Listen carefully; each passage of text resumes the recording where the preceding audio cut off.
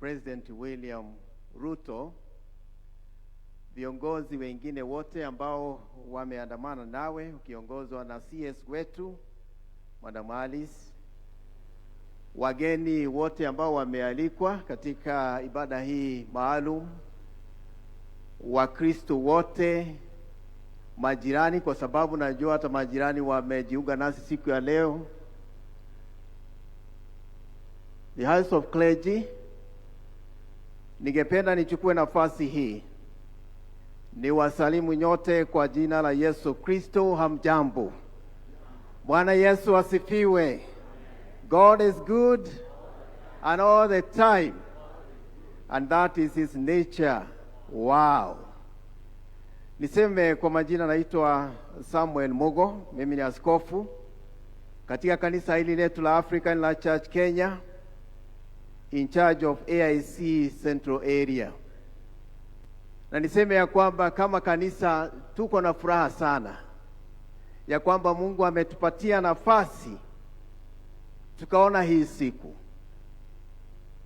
na pamoja na kuwa hai na kutupa uzima na nafasi ya kusherehekea neema yake siku ya leo, akatupa nafasi ya kuwa na mgeni wetu mkuu ambaye ni rais wetu. Niseme ya kwamba rais wetu mpendwa, umekaribishwa sana katika kanisa hili letu la AIC Githumu.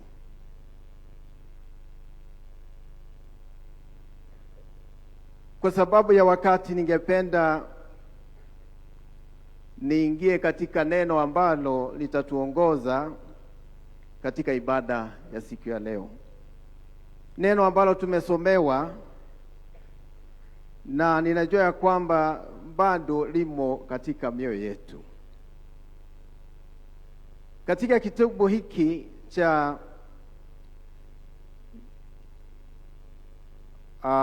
Mambo ya Nyakati ya Pili, au kitabu cha pili, katika mlango wa 7, kama vile tumesomewa,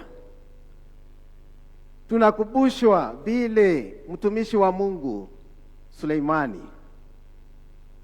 wakati alipomaliza ujenzi wa hekalu,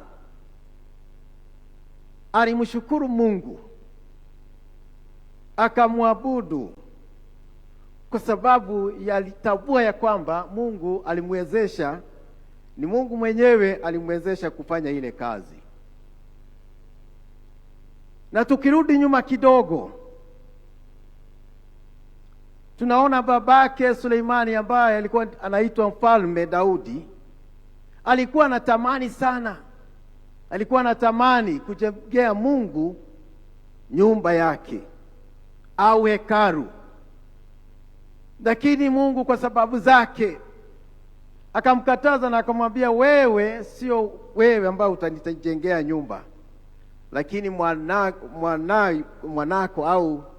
mwanako wewe Suleimani ndiye atanijengea.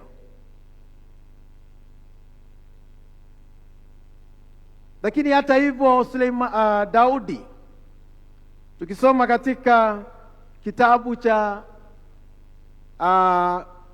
Mambo ya Nyakati, kitabu cha kwanza mlango wa 29, na ningependa nisome kwa kifupi. Ni mlango wa mwisho katika kitabu hicho cha Mambo ya Nyakati, kitabu cha kwanza mlango wa 29. Mstari wa kwanza unasema, kisha Mfalme Daudi akawaambia kusanyiko lote, Suleimani mwanangu, ambaye Mungu amemchagua peke yake, akali ni mchanga, bado ni mwororo, nayo kazi hii ni kubwa, kwani nyumba hii ya enzi si kwa mwanadamu, ila kwa Bwana. Basi kwa uwezo wangu wote nimeiwekea akiba nyumba ya Mungu wangu, dhahabu kwa vitu vya dhahabu, na fedha kwa vitu vya fedha, na shaba kwa vitu vya shaba, na chuma kwa vitu vya chuma, na miti kwa vitu vya miti, vito vya shohamu na vya kujazia, vitu vya jumu na vya rangi mbalimbali, na mawe ya thamani ya kila namna, na malimali tele. Nami tena, kwa kuwa nimeiwekea nyumba ya Mungu wangu shauku yangu, nami ninayo hazina yangu mwenyewe ya dhahabu na fedha, naitoa kwa ajili ya nyumba ya Mungu wangu zaidi ya hiyo akiba niliyoiwekea tayari, nyumba takatifu. Bwana Yesu asifiwe. Tunaona Daudi mtumishi wa Mungu, mfalme mwenyewe. Tunasikia ya kwamba yeye alipenda na alikuwa anatamani sana kumjengea Mungu, na akatoa katika hazina yake mali na vitu vyote ambavyo vilikuwa vinahitajika ili nyumba ya Mungu iweze kujengwa. Na kwa hivyo ni wajibu, kutokana na yale, ni wajibu wa kila mmoja wetu, awe mdogo awe mkubwa, ni wajibu wetu kumjengea au kuhusika katika kujenga nyumba ya Mungu. Bwana Yesu asifiwe. Sisi wote tumeitwa, sisi tu watumishi wa Mungu. Daudi alitoa mali yake kutoka katika hazina yake, na akatoa mali yote, vitu vyote ambavyo vilikuwa vinahitajika. Na sasa Suleimani akatekeleza ile kazi ambayo baba yake alinuia kuifanya, ya kujenga nyumba ya Mungu. Na baada ya kumaliza ujenzi, tunaona hapa katika mlango wa 7 ambao tumesomewa ya kwamba Suleimani aliomba Mungu na akapeana ule mjengo kwake Mwenyezi Mungu. He dedicated the temple. Na wakasherekea wakiwa na wana wa Israeli kwa kazi hiyo ambayo ilikuwa imefanyika. Na ni katika hali hiyo, wakati Suleimani alikuwa anamshukuru Mungu katika maombi, katika mlango wa 6, ndipo Mungu alisikia maombi ya huyu mfalme, huyu mtumishi wa Mungu Suleimani. Na kile kifungu ambacho tumesomewa, it's part of that dedication service. Na tunaona Solomon, he's giving thanks to God upon the completion of the building of the temple and God's response. Tunaona Mungu naye akijibu maombi ya huyu mtumishi wake.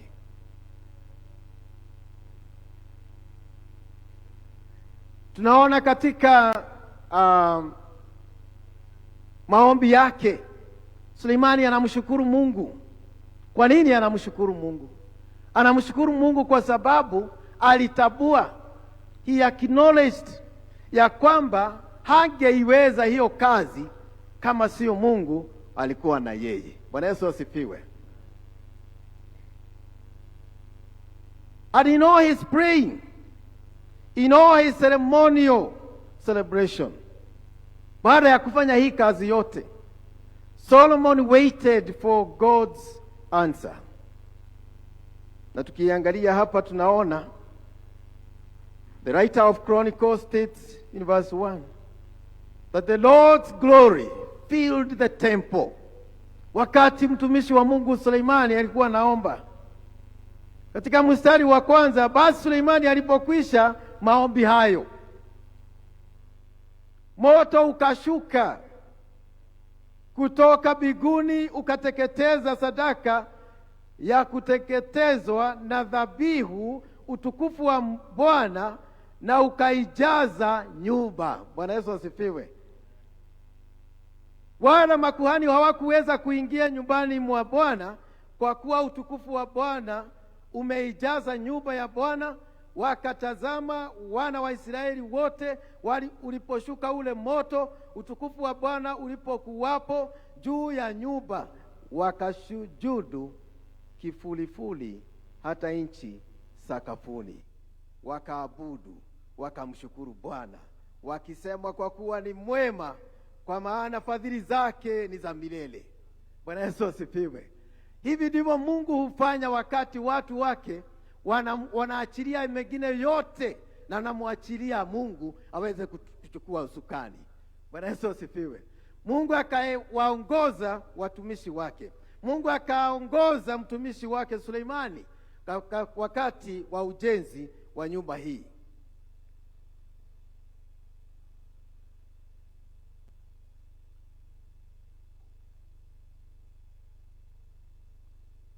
Katika nyumba hii Mungu anasema, wakati alijibu maombi ya Suleimani,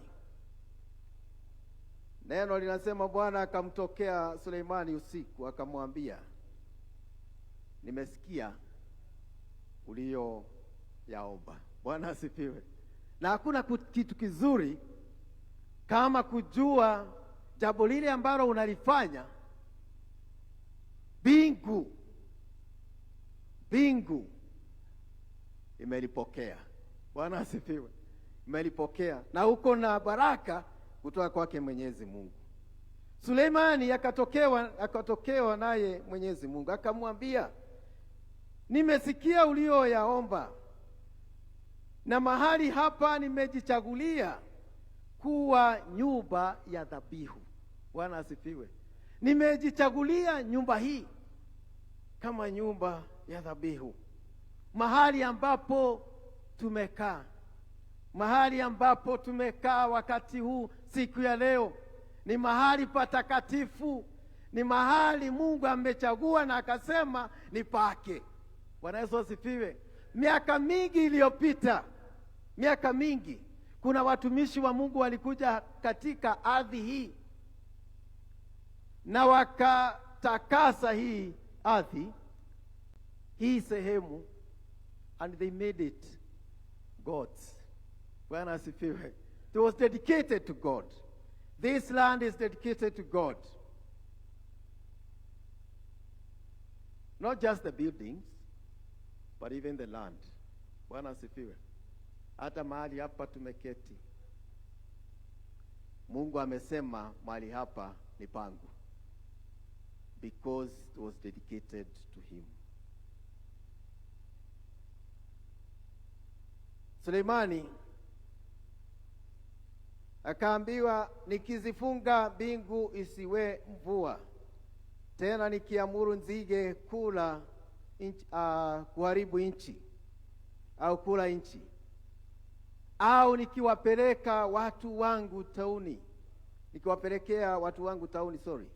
ikiwa watu wangu walioitwa kwa jina langu watajinyenyekesha na kuomba na kunitafuta au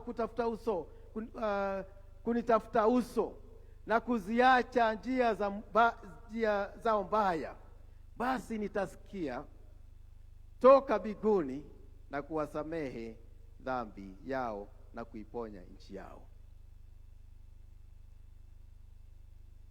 Hii inanipelekea kwa neno kuu katika ujumbe wa Mungu kwetu siku ya leo, ya kwamba tunafaa kuachilia Mungu mambo yetu yote. Uache mengine yote na umpe Mungu uongozi katika maisha yako. Let go your business and let God. Bwana asifiwe. Let go your business and let God. Mungu alisema hii hekalu ni yangu, hii ni nyumba yangu, na inafaa kufanyiwa kazi yangu. And we should allow God to do his business in his building. That is the church.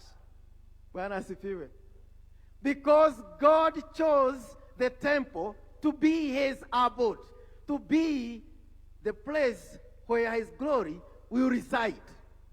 Bwana Yesu asifiwe. So hekalu sio nyumba ya mtu, ni nyumba ya Mungu. And just as it was in those days of Israelites, so it is even today. The church building is God's. And we should allow the owner of the building to do his own business.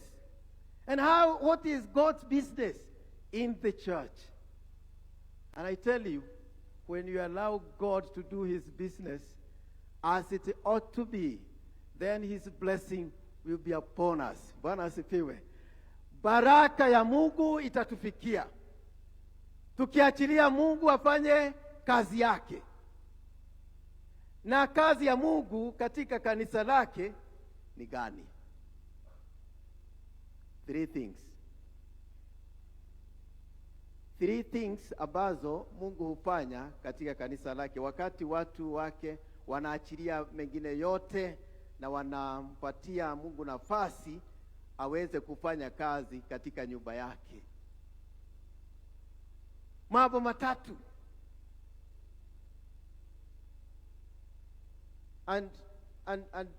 Na nikiongea juu ya mambo haya matatu,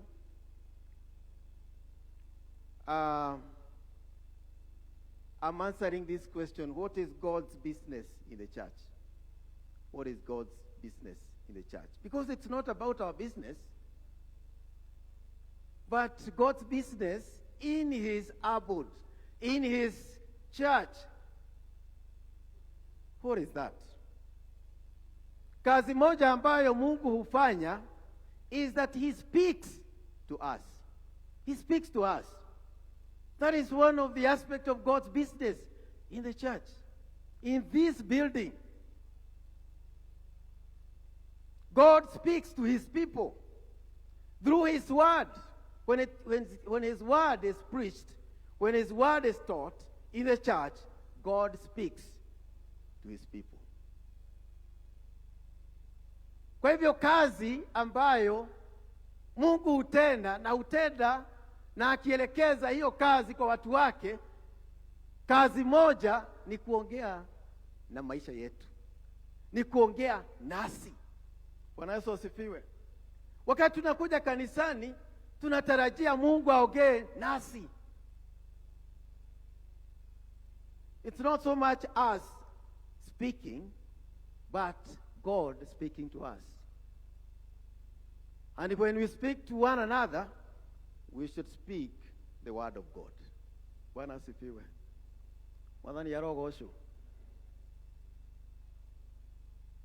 Wĩra wa kanitha, wĩra wa Ngai thĩinĩ wa kanitha nĩ kwaria na ithuĩ. Kwaria gwĩtũkĩra thĩinĩ wa kiugo gĩake. Through his word, God speaks to our situations. He speaks to our experiences. He speaks to our lives.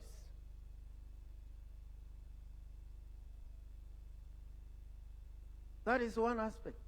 Jambo la pili is that God listens to his people. He listens to us. He speaks to us through his word. And he also listens to us when we speak, when we communicate to him. And we communicate to him through prayer. God listens to our prayers. He also listens to our supplications. He also listens to our repentance. Na ndio anaambia Suleimani ya kwamba wakati watu wangu watanyenyekea na waache mambo yao, waache dhambi zao, waache shughuli zao na kazi zao, na waache kiburi chao, wanyenyekee, waone dhambi zao na watabue, na waweze kuziungama zile dhambi, basi nami nitasikia maombi yao, kilio chao, na nitawaponya, nitaponya nchi yao, nitaponya nyumba zao, nitaponya familia zao. So God listens to us. God does not only speak to us and listens to us, but he also, number 3, he receives worship from us. He receives our worship. When we humbly worship him, he receives that worship. God is glorified when we obey him. When we worship him through all the ways God has provided, including singing when we sing to him, when we pray, when we encourage one another, when we give. Even giving is a form of worship. Giving is a form of worship. So mambo matatu ambayo Mungu hufanya katika kanisa lake, na mambo matatu ambayo pia sisi tunafaa kufanya katika kanisa lake. Wakati Mungu anaongea nasi, tunafaa kusikiza. Wakati tuko kanisani, tunafaa kusikiza Mungu. Na pia tukiwa kanisani, tunafaa kumpa Mungu sifa na utukufu. Mambo matatu, mambo ambayo ni ya muhimu. Mungu ongea nasi, Mungu husikiza maombi yetu, na Mungu hupokea sifa zetu wakati tunazitoa kwake. Bwana atubariki. Bwana wabariki. Bwana atuneemishe katika kila jambo. In the name of God the Father, the Son, and the Holy Spirit. Amen. Thank you, my bishop. Tunajua hawezi kuongeza neno limenenwa na bishop. Amen. Tubarikiwe sana. Wakati huu unafungua kwa sababu ya karani wa church yetu, secretary to the local church, and is also the secretary to the DCC and the region, and the local church, the members who have invited the president in this place. So the elders, kindly, from our local church, kindly I request that you may start wherever you are. Elders from our local churches. So Your Excellency, these are the elders who have been struggling to reach you through the wonderful members of parliament God has given us. Honorable Betty Maina, Honorable Veronica Maina, and above all, Honorable CS Mama Simba Aris Wahome, wametusaidia kufika katika meza ya president na kumwalika akuje atusaidie kumalizia mjengo. Huyu ndiye secretary wetu. Tuko na vice chairman Mr. Mweja, tuko na James Kemari na Michael Jadhi, tuko na Samuel Gesheha, tuko na David Kimemia. We have our treasurer Mr. Kemari, Patrick Huha, and also Mashora is with us. So we will have a brief history, 3-minute history, done by the secretary. Karibu secretary, tusome historia ya kanisa letu. Mheshimiwa Rais wa Jamhuri ya Kenya, Rais Daktari William Samoei Ruto, Your Excellency the President, allow me, before I read the speech, the brief speech, to introduce to us the local church pastor has introduced the local church council. Allow me humbly to introduce the principal, Githumu Boys Senior School, Kaidre Wave.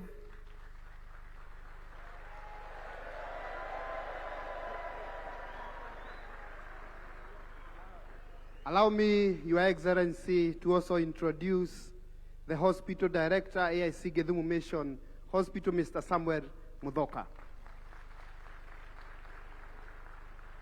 Kwa heshima yako Rais, naomba nikasome speech ambayo tumeandika.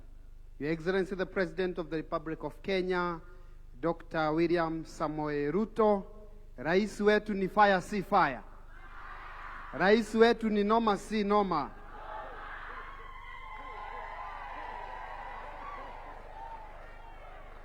the Central Area Bishop, Reverend Samuel Mogo, our former Bishop Geshure, Cabinet Secretary is present, Madam CS Mama Simba, honorable members of Parliament present, kama Betty sawa, Betty yako sawa.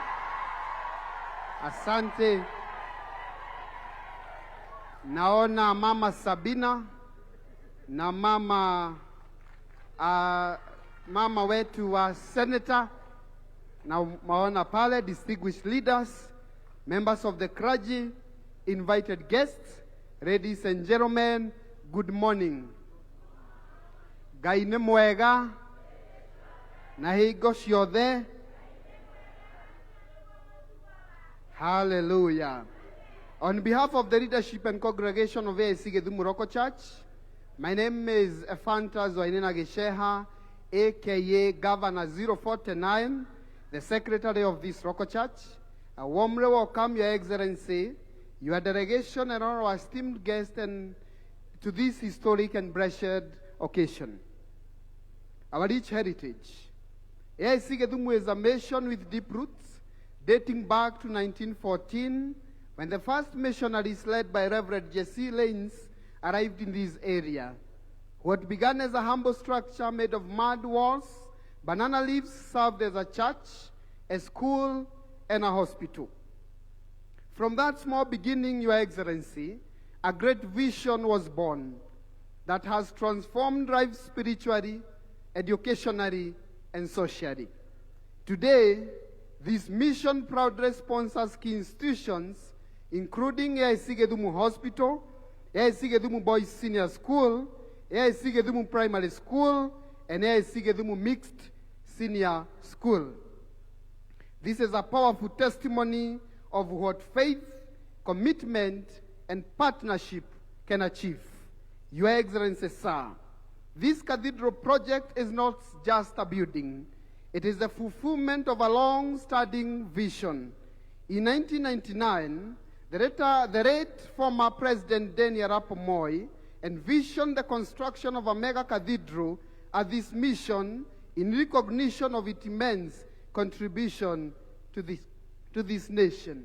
Your Excellency, sir, although this vision was not realized at the time, it was revived during our century celebrations in 2014 when the church resolved to build this cathedral by faith. Your Excellency, sir, the total project is at 70 million. Construction began in the year 2017, and we thank God for the milestone achieved so far, like site preparation, groundwork, walling, and roofing. So far, Kenya shillings 35 million has been raised primarily through the sacrifice of our church members, quarterly harambes since 2017, and support from friends and well-wishers. It has not been easy, Your Excellency, but through faith and determination, we have come so far. We are moving now into the next critical phases, like plastering and rendering, ceiling works, installation of doors and windows, internal finishes and seating, public address system, and external works, and final completion. Your Excellency, sir, this is our appeal to you, sir, that despite the significant progress made, we still require approximately 35 million to complete the construction, an additional 15 million totaling to 50 million for modern seating, public address system, and final finishes. Your Excellency, sir, we humbly appeal for your support and the support of the well-wishers today to help us bring this number project to completion. With your support, Your Excellency, we believe this project can be completed within the next 90 days. Upon completion of this project, sir, the Githumu Local Church Council humbly requests you, together with the area bishop, to grace the official opening of the cathedral. This cathedral will stand not only as a place of worship, a spiritual center for generations, a symbol of unity and faith, a beacon of hope for our community and beyond. We sincerely thank you, Your Excellency, for honoring our invitation today. We also promise that when you invite us to State House, we'll also honor your invitation. Your presence is a great encouragement to us and a clear demonstration of your commitment to faith-based institution and community development. In conclusion, Your Excellency, as a mission that has faithfully sponsored and nurtured key institutions in this community, including our hospital and schools, we humbly seek your support, not only in completing this cathedral, but also in strengthening these vital pillars of service. We sincerely, Your Excellency, commend your government for the successful implementation of Social Health Authority, SHA, which is already transforming healthcare delivery in our country. At AIC Githumu Mission Hospital, Your Excellency, we have witnessed firsthand its positive impact through increased access to care, improved efficiency, and expanded service delivery. We thank you for this bold and visionary reform. As a sponsoring institution, we respectfully request for your support in the following areas. In the hospital, we request for an establishment of a high dependency unit, HDU, to enhance critical care services at an estimated cost of 10 million. Procurement of a modern ambulance to strengthen emergency response and referral services at an estimated cost of 8 million. Your Excellency, sir.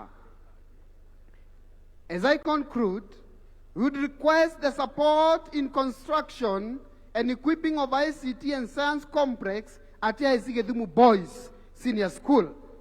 This is at an estimated cost of 20 million to strengthen science educational, digital learning and innovation among our students and to better prepare them for the competitive and technology-driven future. Your Excellency, your support in these areas will greatly strengthen our mission of transforming lives spiritually, medically, and academically. As we continue to serve this community as a sponsor, as we gather here today, we are reminded about Hebrews 6 and verse 10, for God is not unjust. He will not forget your work and the love you have shown him as you have helped his people to continue to help them. Kabla nimalize, Mheshimiwa Rais, Mama Betty Esawa, Veronica, nilikuwa nimetumwa na mafundi na wana bodaboda wa Githumu ya kwamba uwakumbuke ukifanya empowerment. May God bless you, Excellency. May God bless our leaders. Mungu abariki kanisa letu la AIC Githumu na Mungu abariki rais wetu. I thank you. Amen. Amen. Thank you. Mimi Bishop Wagu nilikuwa nimesimama nyuma ya Governor 49. Na hiyo speech ni ya Governor 49, maybe 2030. God bless you. Your Excellency, with your permission, allow me to invite Mr. Gitoga to continue with the other part of the program, and we are grateful. God bless you so much. Asanteni. Naomba tupongeze kanisa kwa makofi tafadhali. Your Excellency, nimesikia wakisema ya kwamba rais ni fire. Na kwa sababu tuko kanisani, I'm sure wanamaanisha fire of the Holy Spirit. Mheshimiwa Rais wa Jamhuri ya Kenya Daktari William Samoei Ruto, Waziri wa Manyumba, Ardhi na kuendelea kwa miji, Mama County Betty Maina, Mnenaji wa serikali Isaac Mwaura, Mheshimiwa Isaac Mwaura, wabunge, makatibu pia ambao wamefika mahali hapa. Mheshimiwa Rais, naomba sasa tuende kwa viongozi kusalimia kanisa kwa ufupi, tukianza na Mama County Betty Maina aje tukaribishe na tuongee kwa ufupi. Karibu.